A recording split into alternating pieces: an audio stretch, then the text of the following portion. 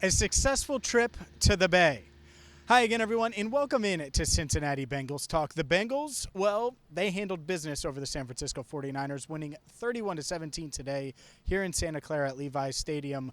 Welcome in to a Victory Sunday. I'm James Rapien. Hit that subscribe button, ring the bell, and let's dive into it because this Bengals team was as excited following the game as I've seen them all season long.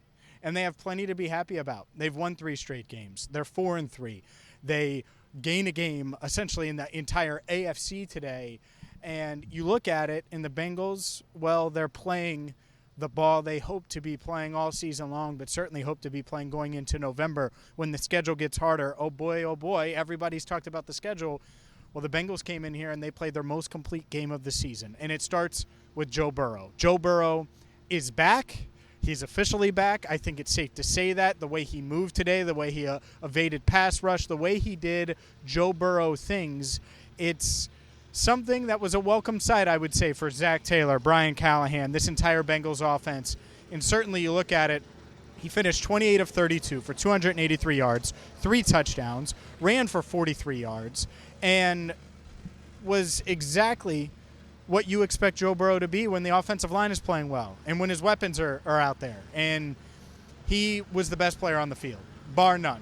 Best player on the field, controlled the game, was able to make plays downfield when needed, the 17-yard touchdown to Jamar Chase, but took what the defense was giving him, and at one point completed 19 straight passes. And this is the Burrow we're used to seeing. This is the Burrow I think a lot of people expect, and he said this is our standard. He said that after the game. By the way, we posted Joe Burrow's reaction to today's win right here on CBT, so make sure you check that out. Look, this offense is certainly it's flawed through the first 6 weeks. But today, you saw it, and it was like, man, they should have hung 40. They should have scored 40 because it wasn't just Joe. It was the other Joe. Joe Mixon ran for 87 yards on 16 attempts, had a touchdown. Burrow's legs were working, of course, so they had a ground game where they're running well over 100 yards. And it wasn't just that. Jamar Chase had 100 yards receiving.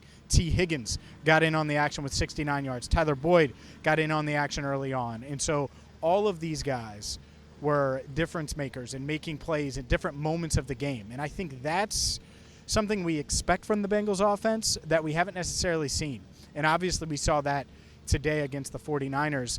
And then on defense, what stands out to me, you're going up against Kyle Shanahan, you're going up against Christian McCaffrey, you're going up against an offense that, yeah, they were shorthanded. They did not have Trent Williams. We talked about that this morning. It was a big loss not having him. They didn't have Deebo Samuel.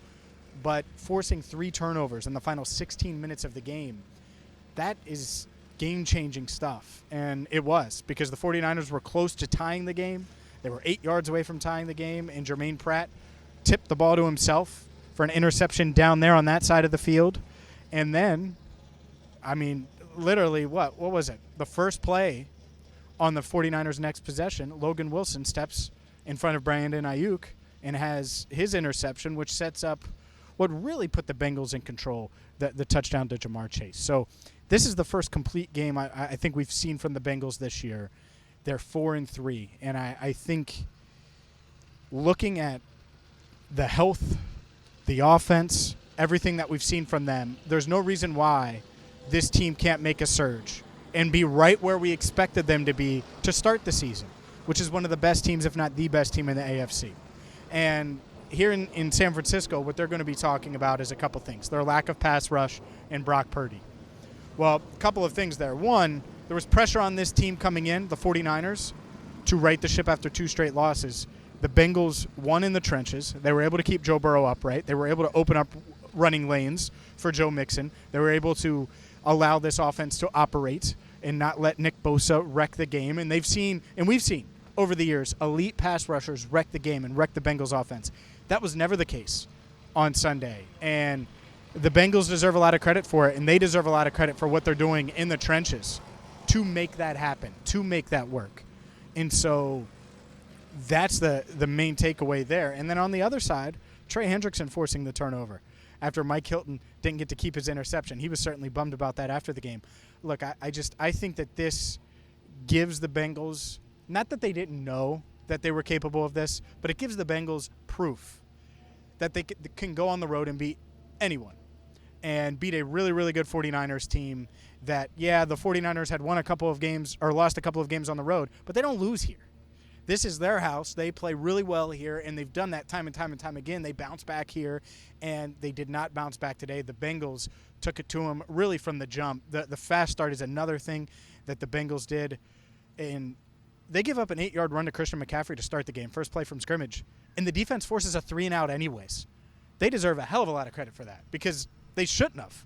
When you give up 8 yards on the first play from of the game, usually that team, especially a team like the 49ers in their offense and their run game, they're able to get a first down. They did not punt it, and Burrow and the Bengals drive downfield. And the play of the day, well, there's two that I want to get to. The first one, Joe Burrow, moving all around, scrambling all around. Whew.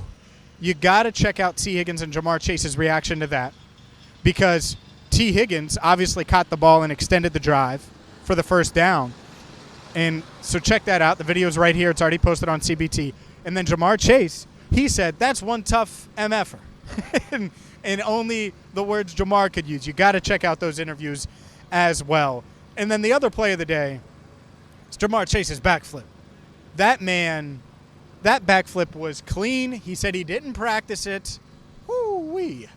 That's a heck of a celebration. And as I mentioned to him after the game, the Bengals are 3-0 since he said he's always effing open. We are open, and we are going to continue to cover your Cincinnati Bengals right here on CBT. So hit that subscribe button, ring the bell, and until next time, for Andrew Fox Miller, I'm James Rapien. Check out all of our videos from Joe Burrow and Zach Taylor to Jamar Chase, T. Higgins right here on CBT. Hit that subscribe button, ring the bell, and until next time, I'm James Rapien signing off from Levi's Stadium, where the Bengals were victorious 31-17 over the San Francisco 49ers.